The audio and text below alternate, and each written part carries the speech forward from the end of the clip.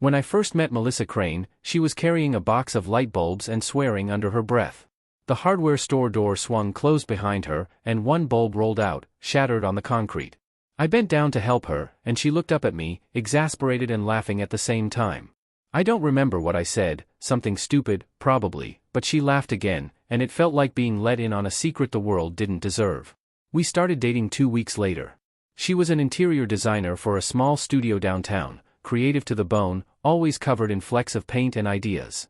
I was an architect working for a mid-sized firm, too methodical for my own good. Together, we clicked, her imagination, my precision.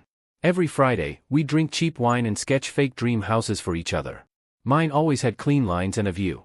Hers always had a messy garden and a library with sunlight bleeding through old curtains. After a year, I proposed. It wasn't dramatic, just us on her balcony, rain tapping the railing, the city breathing below. She cried. I cried. We made promises that felt like air, easy and endless. My best friend, Ryan Hale, was there from the beginning. We'd known each other since college. He was the loud one, the reckless one, the guy who flirted with waitresses and picked bar fights for sport. He called me Saint Jack because I didn't. When Melissa entered my life, he teased that I'd finally found my angel to worship. He said it half joking, half mocking. Ryan didn't believe in happy endings, he believed in leverage. Just don't be stupid, he told me one night after a few drinks. You love her, fine. But love doesn't stop people from leaving. Get a prenup. Protect yourself. I laughed it off. You're paranoid. He smirked. I'm practical. At the time, I thought he was just being his usual cynical self. In hindsight, it was the first clue, one I missed completely. Melissa and I set a wedding date for late September. The venue was a small lakeside lodge 2 hours north of Portland. Everything was paid for, the dress, the flowers, the catering. We were 2 months away when she began to fade. It started with small things. Calls that went unanswered, texts that got delayed for hours. I'd show up at her place and she'd look exhausted, distracted. When I asked what was wrong, she said she was just busy with a new project at work. She smiled, kissed me, promised to make it up to me. I wanted to believe her. Then one Friday night, she didn't show up to dinner. I waited at the restaurant for 2 hours, calling her again and again. No answer. I drove to her apartment, her car wasn't there. The landlord, Mr. Patel, a soft-spoken man in his 60s, looked confused when I asked about her. She moved out 2 weeks ago, he said. Left the keys and said she was relocating for work. I thought you knew. The world went silent. My voice didn't come out right when I tried to speak. Moved out? She had never mentioned anything about moving. Not once. I went back to my car and sat there until dawn, trying to think of one rational explanation. There wasn't one. For days, I called every contact she had, her coworkers, her sister in Idaho, even her favorite coffee shop. Nothing. No one knew where she'd gone. It was like she'd been erased. Ryan came over that weekend, found me half drunk on the couch surrounded by unopened letters and cold takeout. Jack, listen to me, he said. She's gone. I told you, man, people don't always mean what they say. You were too good to her. Probably ran off with someone from work. I slammed my glass down. She wouldn't do that. Wouldn't she, he said quietly. You don't know what people hide. That night, I punched a wall for the first time in my life. It didn't help. Nothing did. I took a leave of absence from work, stopped answering calls, and let days dissolve into each other. One morning, Ryan showed up again with coffee and an envelope. Don't hate me, he said. But you need to move on. Inside was a printed photo, Melissa in some airport, standing beside a man I didn't recognize. His hand was on her suitcase. She wasn't looking at him, but she wasn't looking sad either. The timestamp was from 3 days after she disappeared. I couldn't breathe. Where did you get this? He shrugged. A friend of mine works TSA. Look, I know it hurts, but this proves it. She's not who you thought. I don't remember much after that. Only that I threw the photo in the fire that night and watched her face turn to smoke. 2 months later, I sold my car, quit my job, and left Portland. Ryan drove me to the airport. Before I boarded, he said, "You'll thank me one day." She wasn't worth it. I didn't answer. I just looked out at the fog swallowing the runway and wondered what part of me she'd taken with her. Denver was supposed to be a clean slate. I told myself I'd rebuild, career, confidence, maybe even my faith in people. I rented a small apartment and started taking freelance architectural gigs. I poured every ounce of pain into my work.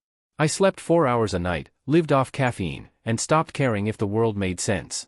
Within a year, I had my own design firm. Within 3, we were working with developers across the state. By the 5th year, my name was in business magazines. People said I was driven.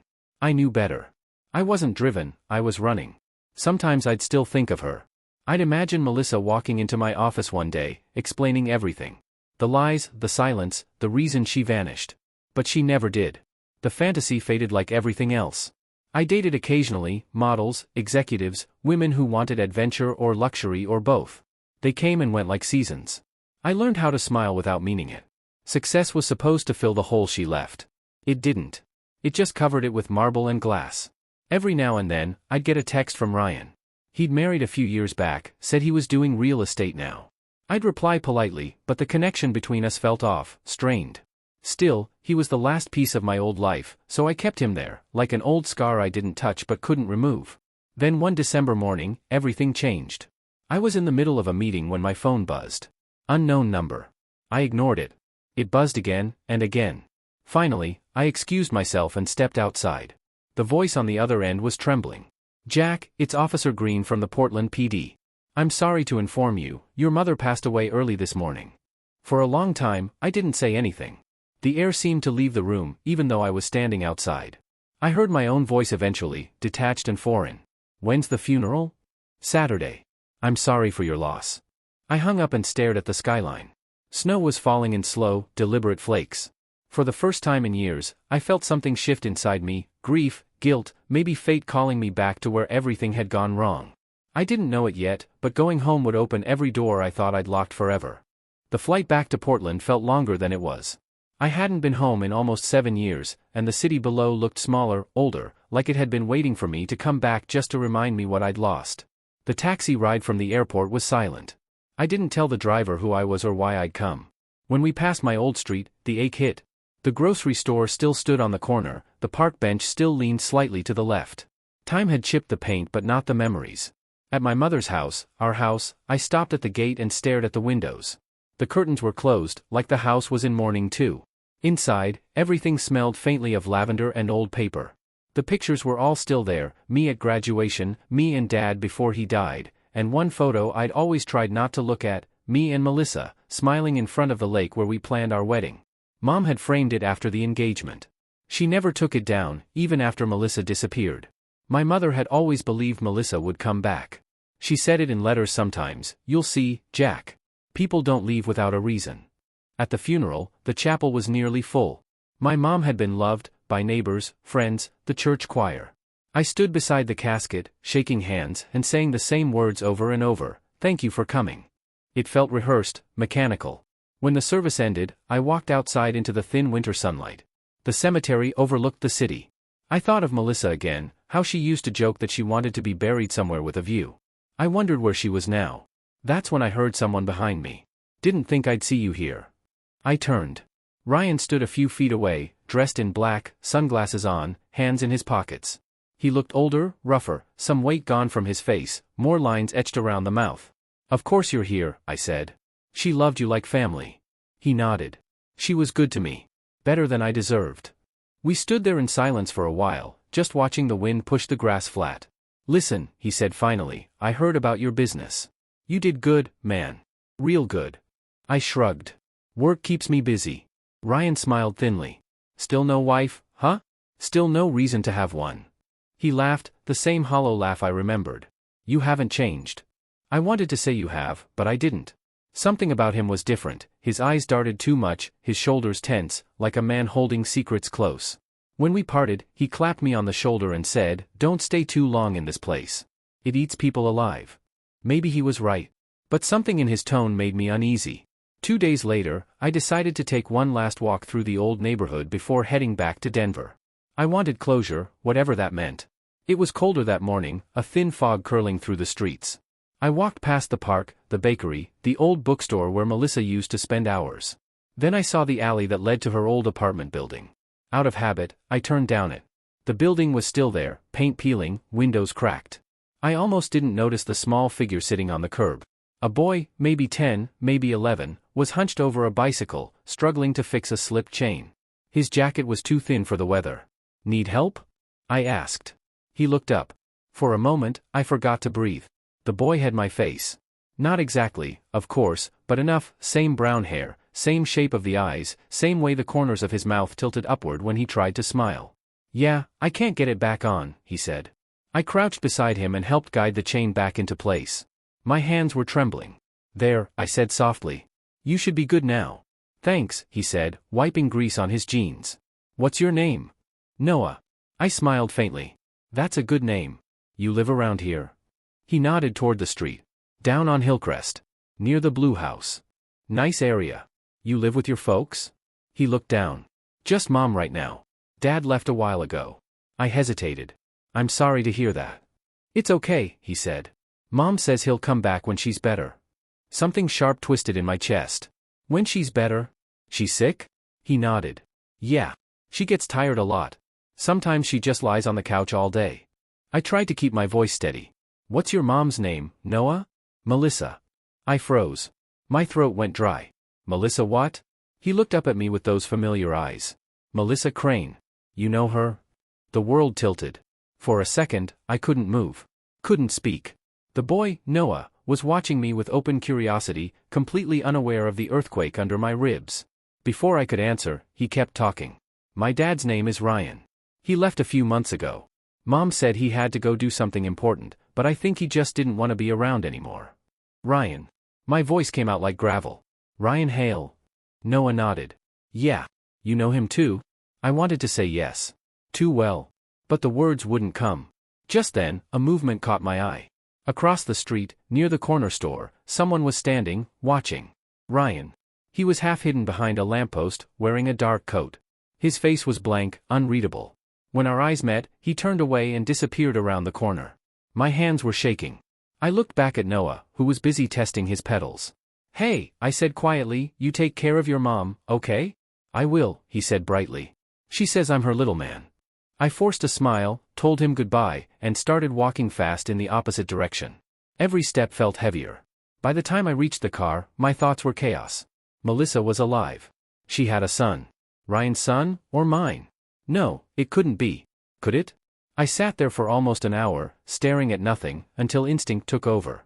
I called a private investigator I'd used for business cases in Denver, a man named Carter Briggs. "I need you to look into someone," I said. "Her name's Melissa Crane. Used to live in Portland. Might have gone by Melissa Hale now. She has a 10-year-old son named Noah." There was a pause. "What am I looking for?" "Everything," I said. "Where she lives, who she's been with, where she's been for the last 10 years. And," my throat closed. "And who the boy's father is." Carter didn't ask questions. He never did. "You'll have my report by the end of the week." That night, I couldn't sleep. I kept seeing Noah's face, my face, laughing in the cold, his jacket too thin, his shoes too small. The way Ryan had vanished when I spotted him. I didn't know what was worse, the possibility that Melissa had replaced me, or that Ryan had stolen something I never knew was mine. When I finally boarded the plane back to Denver, I felt like a man split in two. Whatever truth was waiting on the other side of Carter's report, I knew one thing for sure. The past I'd buried had just dug itself back up. The report came 5 days later. Carter called me first. "You sure you want to read this, Jack?" he asked. "I wouldn't have hired you if I didn't." "Okay," he said. "I'm sending it to your email. Don't call me after midnight." When the file came through, I poured a glass of whiskey and sat at my desk. My office looked out over downtown Denver, cold, modern, emotionless, just like the man who built it. I thought I could handle anything. But by the time I reached page 4, my hands were shaking. Melissa Crane had never left Portland. She'd moved to a small rental house on Hillcrest Avenue, just like Noah said, 10 years ago. According to hospital records, she'd given birth to a baby boy on March 17, roughly 9 months after she disappeared from my life. The listed father's name? Unknown. 2 months later, she'd married Ryan Hale. They'd lived together for nearly a decade, though Carter's note said there were long stretches when Ryan was out of town for business. He'd built a small contracting company, but it went under 3 years ago. Around the same time, Melissa was diagnosed with late-stage lymphoma. Since then, Ryan had been withdrawing cash in strange amounts and spending more time in bars than at home. I read the words again and again until they blurred. The whiskey burned on the way down, but it didn't numb anything. Noah. My son. I didn't need a paternity test, every instinct in me already knew. His eyes, his mouth, even the small scar near his eyebrow, I had that same mark from a bike crash when I was 10. Ryan had known exactly what he was doing. He'd shown me that fake airport photo years ago, made me believe Melissa had run off with another man, all while knowing she was pregnant. He'd wanted me gone, and I'd given him exactly that. I leaned back, staring at the ceiling until tears blurred the edges. Not the kind of tears that fix anything, the kind that ache because you see too late what was stolen. By the next morning, I was on a flight back to Portland. I didn't tell anyone. I didn't even check into a hotel. I went straight to Hillcrest Avenue. The blue house was smaller than I'd imagined, paint flaking, a sagging porch railing, a dying rose bush by the steps. Through the window, I saw faded curtains and a glimpse of a living room cluttered with toys and medication bottles. When Melissa opened the door, I forgot how to breathe. She looked fragile, pale skin, scarf around her head, bones visible under the sweater. But her eyes were still the same, deep, thoughtful, and gentle. When she saw me, she froze, hand gripping the doorframe for balance. "Jack," she whispered. I swallowed. "Hi, Melissa." For a few seconds, we just stood there, both of us caught between 10 years and a single heartbeat. Then she started crying. Quietly at first, then harder, like years of silence had cracked open all at once. I stepped forward and caught her before she fell. She felt weightless in my arms. Inside, the house smelled of mint tea and dust. Photos lined the wall, most of her and Noah, a few with Ryan. I stared at one picture for a long time, the three of them at a county fair, Noah on Ryan's shoulders, Melissa smiling. Except, she wasn't really smiling. Her eyes were distant, almost sad. She sat down slowly on the couch, pulling her blanket tighter. "I don't know where to start," she said. "Start with why you left." She wiped her face with a trembling hand. "Ryan told me you were cheating on me. Said he saw you with another woman from work, said you called off the wedding behind my back. He even showed me a message, an email, supposedly from you, saying you'd been seeing someone else and didn't want to be tied down." My stomach turned. "That wasn't me." "I know that now," she whispered. "But then, I was pregnant and scared. I tried calling you, but he said you told him you never wanted to hear from me again. I believed him. He offered to help me move. I thought, he was being kind. I ran my hand over my face. And he married you." She nodded. "After Noah was born. He said we could build a family. I wanted Noah to have a father." "And when did you realize?" "After we married, he changed. He was jealous, angry. Always saying you ruined him, that everything he had should have been his, not yours. When I got sick, he stopped coming home." Her voice cracked. "He left 3 months ago. Said he'd send money. He didn't." I stood there, staring at the carpet, trying to keep from exploding. Ryan hadn't just betrayed me, he'd rewritten an entire decade of my life. I was about to speak when the front door banged open. "Mom!" Noah's voice echoed. He ran inside, backpack half unzipped, cheeks flushed from the cold. When he saw me, he stopped short. "Hey, buddy," I said softly. He looked between us. "You're the guy who helped me with my bike." "That's right." Melissa looked at him like she wanted to protect him from every truth in the world. But Noah had her curiosity, he could sense something unspoken. "Mom, you okay?" "I'm fine, honey," she said gently. "This is an old friend." He nodded, but his eyes lingered on me longer than they should have. Then he ran off to his room, leaving the door half open. Melissa's shoulders sagged. "Please don't tell him anything yet. He thinks Ryan's coming back." I nodded slowly. "You need help, Melissa. Money. Treatment. Anything you need, I can make it happen." She shook her head. "I can't take your money, Jack." "You can, and you will. For him." For the first time, a small smile touched her lips. "You haven't changed." "Maybe not. But the anger in me had." It was colder now, sharper. Before I left, I asked her one last question. "Where's Ryan?" Her expression darkened. "I don't know. But when you find him, please don't do something you'll regret." I didn't answer. I just kissed her forehead and stepped out into the gray Portland air. That night, I booked a private investigator locally and told him to track Ryan Hale, bank activity, phone records, any sighting. By morning, the man called. "Found him," he said. "He's been staying at a motel on the east side. Name's registered under a fake ID, but it's him. There's more, he's been gambling. A lot. And he's in debt." "How much?" I asked. "Enough to do something stupid." I didn't like the sound of that. When I drove past the motel, Ryan's truck was parked out front. He was sitting on the steps, smoking, looking hollow and mean. He didn't see me. I watched him for a full minute, every muscle in my body coiled with fury. I wanted to walk up, drag him off that step, and demand to know why he destroyed everything I loved. But I didn't. Not yet. Because when I checked my phone that evening, I saw a text from Melissa. It was short. "Jack, something's wrong. Noah isn't home." He didn't come back from school. The glass fell from my hand and shattered on the floor. In that moment, I understood exactly what kind of something stupid Ryan had done. The words on my phone blurred before I could finish reading them again. Noah isn't home. I called Melissa immediately. Her voice was ragged, breathless. I went to pick him up and they said he never showed up for last period. His backpack's still in the classroom. Jack, I don't know what to do. Stay where you are, I said. I'm coming. I was out the door in seconds. My pulse was a roar in my ears as I drove through red lights. By the time I reached Hillcrest Avenue, patrol cars were already outside. Melissa was sitting on the steps, shaking, clutching Noah's jacket against her chest. The officer in charge met me halfway up the path. You family? Yeah, I said. You could say that. He looked at me carefully, then at Melissa. We're checking the area. No signs of struggle. He might have been lured off campus. By who? I demanded. We don't know yet. But, he lowered his voice. Mrs. Hale mentioned her husband's been gone a few months. Any chance he came back? Melissa lifted her head. He wouldn't hurt Noah. I didn't believe that. Not for a second. 2 hours later, I was in a motel parking lot staring at Ryan's truck. The passenger door was slightly open, snow gathering on the seat. I walked around to the back, checked the license plate, mud-smeared, same as before. I knocked hard on the room door. No answer. Then I kicked it open. Ryan was inside, sitting on the bed, holding a half-empty bottle of bourbon. His face was gray, unshaven, the skin beneath his eyes cracked from sleepless nights. When he saw me, his lips twisted into something halfway between a grin and a grimace. Well, he said. If it isn't the prodigal son. Where is he? I said. He tilted his head. You'll have to be more specific. I took 2 steps forward. Noah. Where is he? Something flickered in his eyes, a flash of triumph, then guilt. He took a long swallow from the bottle. You should have stayed gone, Jack. I grabbed him by the shirt and slammed him against the wall. You took my life. You took her from me. You don't get to take him too. He laughed hoarsely. Funny, you talk about your life. You had everything, man. The degree, the job, the charm, the girl.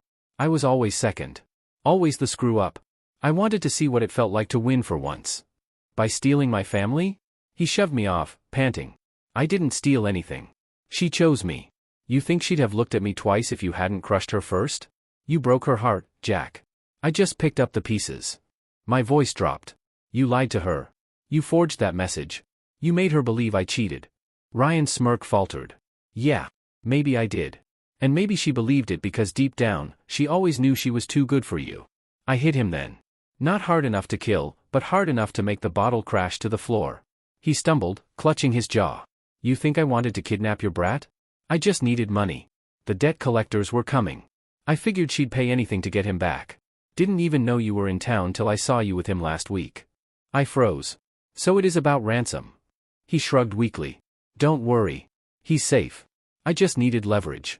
Some guys I know are watching him. I punched him again before he could finish. Where? He spat blood. Warehouse by the docks. Building 12. They won't hurt him. They just want. I didn't wait to hear the rest. I grabbed his car keys and stormed out. The docks were quiet that time of night, wind whipping through the rusted containers. I parked a block away and ran the rest. My breath fogged in the dark. Building 12 was half collapsed, a relic from the shipping days. A single light flickered inside. I slipped through a side door, heart hammering. Noah. I called softly. For a moment, there was silence. Then a small, frightened voice, Dad? The word stopped me cold. He didn't even know I was his father, but hearing it like that, desperate, believing, nearly brought me to my knees. I found him tied to a chair in the corner, a gag around his mouth. His eyes widened when he saw me. I knelt, cut him loose, pulled him into my arms. It's okay, I whispered. You're safe. I've got you. Footsteps echoed behind me. Ryan. He stood at the doorway, gun trembling in his hand. Don't make this harder, Jack, he said, voice raw. I didn't mean for it to go like this. Put it down, Ryan. He shook his head. You took everything from me. No, I said quietly. You took it from yourself. He raised the gun, but his hand was shaking so violently he couldn't aim. I just wanted. Red and blue lights flashed outside. Police sirens wailed closer. He froze, glancing toward the sound. In that second of hesitation, I lunged. The gun went off, the bullet splintering the wall behind us. I knocked it from his hand, slammed him down hard, and pinned him. By the time the officers burst in, Ryan was shouting nonsense, about lies, about revenge, about debts that never ended. They cuffed him and dragged him out, his voice echoing through the cold warehouse. I held Noah close as a medic checked him. He was shaking, but unhurt. When he looked up at me, he whispered, "You came for me." I swallowed the lump in my throat. Always. Melissa was waiting at the hospital when we arrived. When she saw Noah safe, she broke. The doctor had to help her sit down. I stood there awkwardly, not knowing where I fit, savior or stranger, past or present. When she finally looked at me, her voice was barely a whisper. "Thank you. He's a brave kid," I said. Her eyes glistened. "He gets that from you." We didn't say the word son, but it hung there between us. Ryan was charged with kidnapping and fraud. He tried to bargain, but there was too much evidence. The detective told me later that Ryan had planned to demand $50,000 in ransom from Melissa, money she didn't have. He'd pawned her wedding ring to fund his getaway. A few weeks later, she sold the house and started treatment in Denver. I arranged everything quietly: hospital, apartment, school for Noah. She didn't argue this time. On the day she was discharged, she stood in the sunlight outside the clinic, her scarf fluttering in the wind. "You don't owe me this," she said. "I'm not doing it because I owe you," I said. "I'm doing it because I still care." She smiled faintly. "You shouldn't. I ruined your life." I shook my head. "He's the proof you didn't." Months passed. The company ran fine without me for a while, and I spent my mornings walking Noah to school. He'd talk nonstop, about dinosaurs, space, the future. Every time he laughed, it felt like a second chance I didn't deserve. Melissa's health slowly improved. The doctors said remission was possible, though not guaranteed. She grew stronger, color returning to her cheeks. Sometimes we'd sit on the porch in silence, watching Noah ride his bike. One evening, she turned to me and said, "He knows now." I looked at her. "You told him?" She nodded. "I had to. He asked why he looks like you." My chest tightened. "What did he say?" She smiled sadly. "He said that's the best thing he's ever heard." Now, some nights when the world quiets down, I stand at the window and watch my son, racing circles in the driveway, his laughter echoing through the dusk. I think about all the things Ryan took from us, and all the things he couldn't. People like to say time heals everything. I don't believe that. Time just gives you space to see what's still bleeding. But sometimes, if you're lucky, it also gives you one reason to keep living, even if that reason calls you dad.